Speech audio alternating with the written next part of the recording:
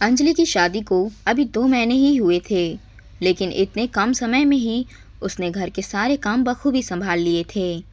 वह हर सुबह जल्दी उठती, रसोई का काम करती और पूरे घर को संवारती। उस दिन भी जब वो थककर रसोई के एक कोने में बैठी थी, तभी कमरे से तेज आवाज़ आई, बहू, 1 कप अदरक वाली चाय बना दो, बहुत मन कर रहा है। अंजलि ने थकी आंखों से दीवार पर टंगी घड़ी की ओर देखा। 10:30 बज रहे थे। एक पल को चुप रही, फिर गहरी सांस लेते हुए खुद से बोली, अभी तक खाना भी नहीं खाया और अब चाय की फरमाइश। लेकिन अगले ही पल उसने खुद को समझाया, चलो कोई बात नहीं, घर वालों की खुशी से बढ़कर क्या हो सकता है।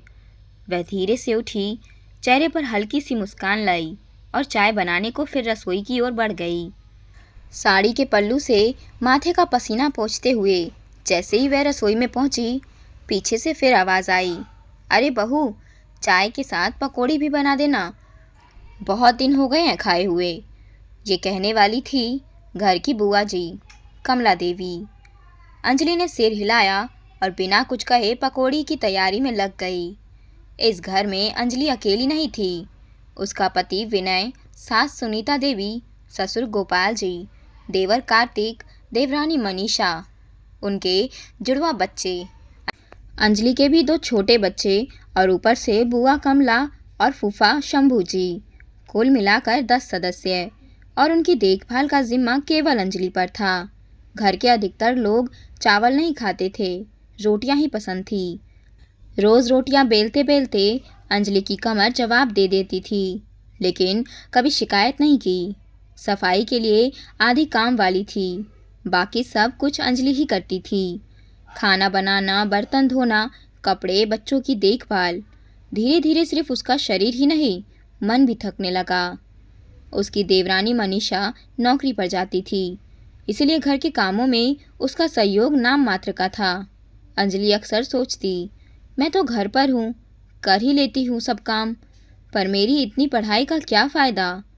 वह बीकॉम में टॉपर रही थी, लेकिन अब उसका दिन सुबह से रात तक सिर्फ सबकी फरमाइशों में बीतता। ना कोई सराहना, ना सम्मान, बस काम करने वाली बहू बनकर रह गई थी। उस दिन जब मनीषा ऑफिस से लौटी और चाय के साथ पकौड़ी खाकर बोली, भाभी, कमाल की बनाई है, अब कुछ मीठा हो जाए, गाजर का हलवा बना दीजिए ना। अंजलि थकी आवाज़ में बोली, ठीक है, तुम गाजर घिस दो, मैं बना दूंगी। मनीषा तपाक से बोली, अरे भाभी, आप तो जानती है ना ऑफिस का कितना काम होता है, आप ही बना दो ना प्लीज़। यह कहकर वह चाय का कप लेकर अपने कमरे में चली गई। अंजलि उसे जाते हुए देखती रह गई। उसकी आंखें नम हो गई। क्या मैं दिन भर खाली बैठती हूँ, किसी को मेरे काम नहीं दिखते। इस तरह दिन बीतते रहे। एक दिन उसकी मौसी सास आ गई।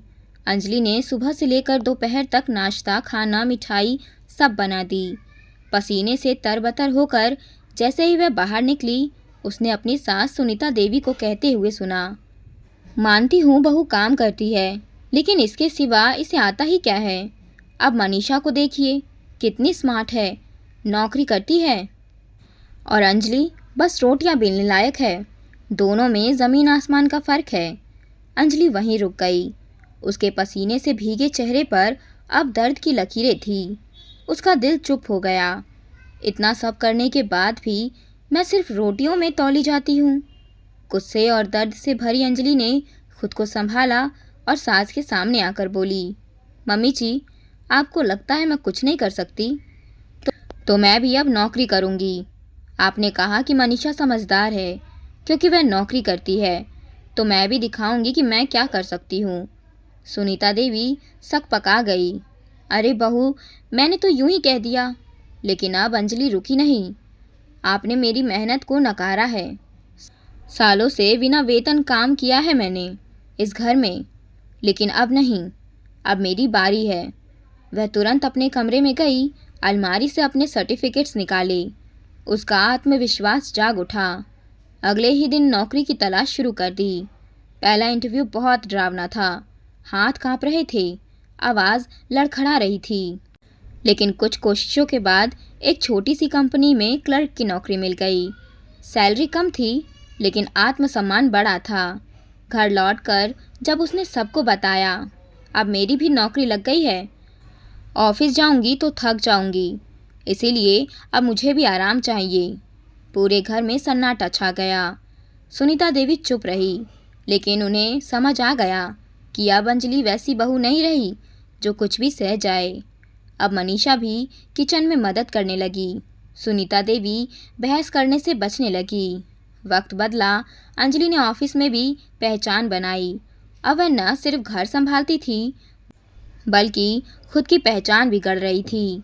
एक समय था जब वह सिर्फ रोटियां बेलती थी, और आज अपने सपनों को आकार दे रही थी।